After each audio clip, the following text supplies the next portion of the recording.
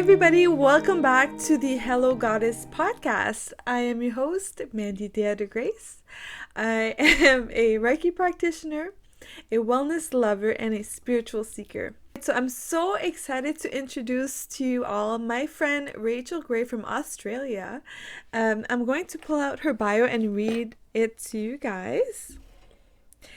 So Rachael always struggled to fit in for most of her life. She never truly felt as though she belonged anywhere, even with her family. Battling with severe anxiety and constantly battling between her heart and her mind through most of her teens and young adult life, it wasn't until she was about 25 when she welcomed her awakening and realized she was not meant to fit in and instead born to be different, to heal and serve others, and be part of a new paradigm that humanity was begging for. Beautiful. So without further ado, let's welcome Rachael Gray.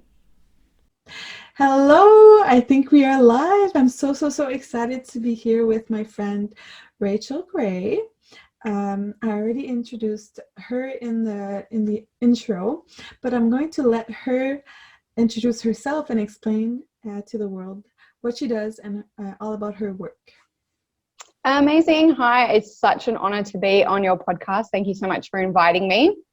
So I'm Rachael Gray. I am from Australia.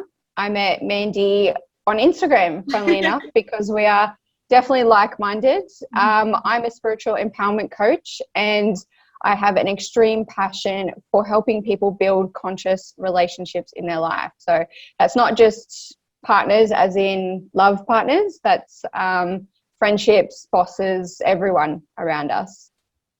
That is so beautiful, Rachael, and I'm so happy, I'm so thankful that we met online. It's so funny because we live on different parts of the world, like total opposites, but we connected like we were always friends. Yeah, I know. That instant connection with you. I know, it's been amazing. Friends, like maybe a few months now, or? Oh my gosh, I think it's more than that. That'd be almost a year now, yeah. Oh my God, time flies, eh? I know. Well, COVID, thank COVID for that too. Yeah, exactly. No, we wanted to make a podcast episode for quite some time now, and we decided that we wanted to make one. Our first one would be all about relationships. Yeah. Given that she has a lot of experience talking about relationships, and I really wanted to bring her on the podcast so that you guys can learn from her. So maybe explain a little bit more what you mean by conscious relationship. Yeah, sure. So look, I think we've all experienced a negative, or what we would perceive as a negative relationship in the past, whether that be from an ex-boyfriend or girlfriend, friendship, a boss, even a family member. There's lots of talk on social media or in the media, especially around toxic relationships. And look, there are toxic relationships and there's lots of toxic behaviors that people exhibit to each other. And I think COVID especially has brought a lot of that to light. But I like to focus more on how we can encourage conscious relationships, look at more the positive side, because all of us have potential to exhibit toxic traits, right? And it's so easy to label people as toxic because they might show a toxic personality or a feature or one specific trait, right? Mm-hmm. But I don't feel that's always fair to just label someone toxic because you perceive that person as having a toxic trait, right? Mm-hmm. I think there's a space for us to encourage being more conscious within ourselves, so then we can go on to encourage conscious relationships with other people, because we all have the potential to do it, all of us. Exactly. That's one thing I really agree with you on. Like, I try to stay away from labeling a person as toxic. Yeah. I try to focus more on maybe the relationship itself is toxic because you're so different from that person. Yeah. Or their behavior is toxic, or sometimes it's even us. We're having, a toxic behavior. We don't realize it until we mature emotionally. And so, yeah, it's a very interesting and important conversation to have for sure. Yeah, I love just how you said that, where you said, not labeling the person, but labeling possibly the experience, yes. Which that is just so spot on. Because look, we all will meet people in our life for a reason, okay? Exactly. And if that reason is to bring up some toxicity that we have sitting within ourselves and also within the other person, that's not a bad thing. It's good to bring it up within us, because we may have these reasons that we're acting toxic or showing these toxic traits from past lives, if you believe in that, childhood traumas. And we're here having a human experience so we can bring those things up and heal from them. Okay. And other people are going to trigger them in us. That's the whole point of us having relationships and learning from other people. Now, when you said that a relationship might be toxic, yeah, we can label a relationship as toxic for what it is, because we will have toxic relationships in our lives to bring up the things in us that we need to heal. Yes. Okay. Yes, I completely agree with you. Like you were saying, I think we meet people for a reason, whether that's a friend or a partner, romantic partner. I think that they become mirrors for us to see ourselves clearly. If there are toxic behaviors that you're seeing in a relationship, for example, it takes both the people in that relationship to encourage that conscious relationship.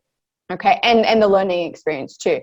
You can go do it as yourself, as the individual, and the other person should as well. And then you can come together, whether that be in the relationship and you continue to go forward in that relationship as partners and then grow together, or you go, you know what, we're not good for each other. Thank you for the lessons, and you move on. But there's a lot of relationships people are in where there's one side not doing that. And then that is a toxic relationship you must get out of, because you're not responsible for that person's growth or their happiness or their change. Exactly. That makes so much sense. Absolutely. So, how do you know if you are in a toxic connection with somebody? Yeah, it's a good question. So, not respecting your achievements, they're being late, they disregard your feelings on things, they mock you if you try to communicate. You find yourself becoming quite dishonest in the relationship because you lie to them just to avoid arguments. They blame you for a lot of the problems in the relationship. They constantly play the victim. So you find yourself apologizing a lot to them just to keep the peace, and even for things that aren't your fault. Negative financial behaviors. So they're very controlling around the money. They don't let you spend, but then they'll go off and spend. And you're kind of going, hang on, contradictions. So contradictions is another one. Okay. You're constantly stressed out. You feel your needs are being ignored. You've lost relationships. So if there's a lot of jealousy in the relationship, your partner might say, you can't talk to XYZ person, or I don't want you hanging out with this person. You find yourself lacking in self-care. So you're completely neglecting yourself. You're withdrawing from your hobbies or things that you used to love to do. You're neglecting your health and sacrificing your free time. You might hide things from family and friends, make excuses for their shitty behavior. What else? You constantly feel like you're walking on eggshells. Yeah. Right? You're constantly kind of in that fear-based mentality. Yeah.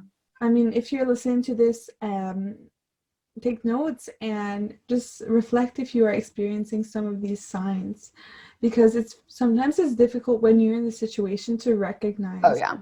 That is. Well, one of the things a lot of people say when they do get out of a, toxic relationship, and, these people, you might go on to make decisions with this person that then is very difficult to get out of later. So you might have started a business with this person, you might have had children, you might have bought property with these people. So then it's even messier to get out of later. And when you're trying to then tell family or friends about what you experienced, a very common thing is, well, why didn't you leave sooner? Yeah. And that's such a difficult question, because hindsight is amazing. You're like, in hindsight, I can see it all now. But when you're in it, it becomes very debilitating, especially if it's an abusive relationship. The whole point of abuse is to slowly wear that person down, right? To the point where they don't, it's sometimes very subtle, but happens over a long period of time where they don't realize it's happening. Exactly. And that's why we can't judge people that are in a toxic relationship and they can't see it, because sometimes the abuse is so subtle, but like they always try to make up for it. And so they have moments of like a love and affection and all these feelings, but like it's hard to see when enough is enough, right? Yeah, totally. You hit the nail on the head with that one. So really, like what Mandy said, take note. Okay, do a bit of a check-in with yourself and your relationship to see if it is one that you feel you can build into something a little bit more conscious. If you find that you're become a very negative person, you're unhappy all the time, you are sitting in that fear-based mentality, you feel constantly exhausted, you have low self-esteem or self-confidence, you're not focusing on your goals and your personal growth, you know, you're struggling at work, you're struggling with mental health issues, you're becoming physically sick more often, it's probably not a good place for you to be in. Exactly. Yeah. So, speaking of relationships, what are your views on this happening with a friend instead of a romantic partner? Friends are always tricky because we feel with a friend they don't really owe us anything. We're kind of lucky that person has decided to be in our life. I mean, look, in romantic relationships, we're lucky too to have that person, but over time you can start to feel like they owe you things and there's an obligation there. Whereas with friends, you don't, you know, you kind of just want to hope that you've got somebody who's got your back and that things will work out. But there can be abuse in friendships as well. Yeah. And it's the same thing. If you're feeling like you're giving more to them than you're getting back, you feel consciously anxious around them. They're very jealous. They try to be controlling. Again, it's not a good place to be in. And sometimes just cutting the friendship is better than trying to salvage it. You can start asking yourself, if my child had a friend like this, or my child had a relationship like this, or my child had a boss like this or a teacher, how would I feel for my child? And you've seriously got to start looking at yourself like a child, right? Start getting in touch with your inner child and saying, think back to, okay, what would 10-year-old Rachel feel if they saw 30-year-old Rachel dealing with this? Does your inner child like that? Do you want your inner child to deal with that? Exactly. Right? Yes, beautiful. So if you're in a relationship with somebody that you can't leave, whether it's like a colleague or a family member, like you can't separate yourself from this person, but they are bringing up toxicity, like the relationship itself is not healthy, how would you set boundaries with that person? Oh, I love this question because that is what, you know, if you're going to ask, what would you do in a situation where you can't get away? Boundaries. Boundaries. It's the biggest thing that I can teach someone. I mean, look, even with an ex-partner or ex-friend, boundaries are going to be just as important. You know, even the relationships you can cut out of your life, boundaries are going to be important. Okay. Now, this is a boundary is essentially setting an intention for how you're going to respect your morals, your beliefs, your time, your energy. Okay. Now, you don't have to verbalize those boundaries to anyone specifically. A lot of the time too, abusive people or toxic people or people who aren't ready for change or to touch into consciousness and work on relationships don't like boundaries. So especially if you're going to sit down with someone and say, these are my boundaries, you're probably going to get a lot of resistance. You've got to work on your own personal growth, your own consciousness, your own strength to be able to just set your intention and stick with them. Yeah. And I think that ties into self-worth and self-respect very much. Yeah. So it goes to show, like, if you are like a tendency to be a people pleaser, or you're scared of disappointing people in your life, that can like really cause problems. Like, it's really important to be able to have boundaries and have self-respect, to say no when you mean no and say yes when you mean yes. Yeah, I love what you just said. Say no when you mean no and say yes when you mean yes. If the moment you say yes to someone doesn't feel good, then you've overstepped one of your own boundaries. Exactly. You know, and being a people pleaser again is overstepping your boundaries. You'll end up in situations where you're not happy. You energetically don't feel good about the yes you just said. Yeah. Yeah. It's definitely a practice and a lesson that we need to learn on earth. Oh, yeah. Have boundaries and love ourselves enough to be authentic and real with people around us. Oh, yeah. And I think too, respecting other people's boundaries. That's a good point. Yes. Just as much as you want to set yours and have them respected, we've got to be super respectful of other people's boundaries as well. Even if they set a boundary that we don't totally agree with, or we kind of wish would be a different way, it's their boundary. It's their intention. We have to respect other people's boundaries. Yeah. So as a coach, what is one issue that you see a lot of people have when it comes to relationships or friendships? Probably the biggest one is being able to understand their own self-worth, or working on their own self-worth and self-confidence. Understanding that they are not responsible for the other person's happiness, wholeness, consciousness, change, lessons. You are not responsible for it. Particularly in romantic relationships, I've always had this mentality or belief that to have a very successful and happy relationship with someone, you've got to be completely whole yourself. You've got to be in the past. Oh, yeah. Okay. Right. So you've got to be whole yourself, understand you're responsible for your own happiness, your own growth, your own change. And then that other person is as well. So you hopefully are going to have two whole people come together and just create something beautiful, share something beautiful, create experiences together, support each other, be each other's cheerleader. But if you find yourself in a relationship where you're having to help them be happy, help them achieve goals, or even just set goals, do something more with their life, believe what they're capable of, and then you stop focusing on your own, the balance is shifting, right? So a lot of people can't comprehend that a relationship isn't about what you can give to someone, what they can give to you. It is about, I'm this awesome person in myself. I want to be with you just to make my life that even more wholesome, even more better. And if you do, spend money on me, oh my God, like I appreciate that so much.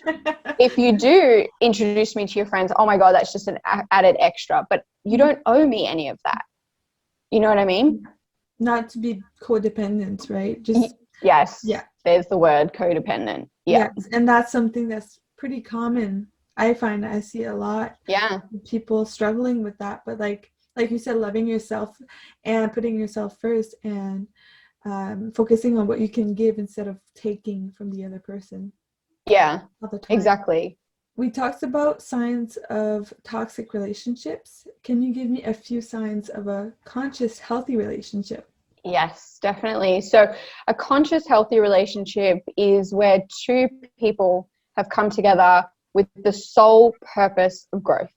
Okay, that's their sole focus. And that's growth as individuals, first and foremost, growth as a couple, okay, and then growth in the relationship, okay, and then also growing outside themselves, as in wanting to then be a part of other people's growth and sharing that growth with other people and how to take those steps, right?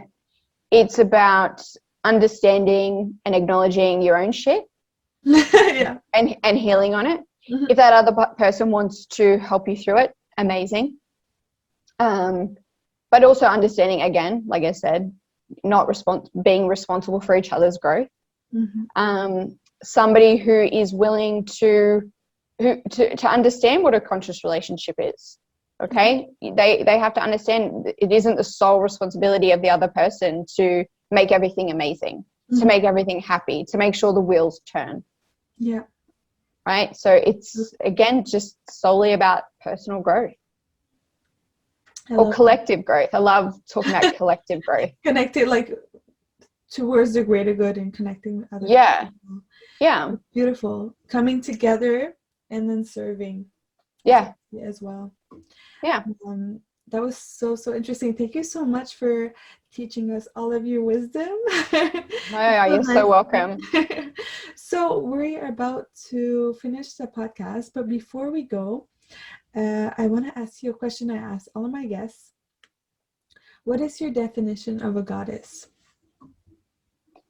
My definition of a goddess is just a woman who completely embodies her feminine energy, is solely focused on being her authentic self, speaking her authentic truth, and wanting to do better, and be greater just for humanity and the world. Beautiful. I love that, Rachel. Thank you so much for being on my podcast. No So worries. before Thank we you so much go, for having me. oh, anytime. So before we go, can you let our listeners know where they can find you? Yes, so Instagram is probably the best place to find me. Rachael Gray H. So Rachel is Rachael. Gray is Grayh at the end. All right, thank you so much. Definitely go and reach out and go follow her on Instagram. She has a lot of amazing content on relationships and other things too. So Thank you so much. thank you, Rachel, again. And I'm so happy you were able to come to my podcast. No worries. Thanks, beautiful. All right, talk soon. So this concludes the episode for today. I hope you learned something from Rachel. I always do. If you want to find her, I will link all of her social media accounts in the description box below. So until next time, sending you all of the love, all of the light, and the Reiki energy. Bye!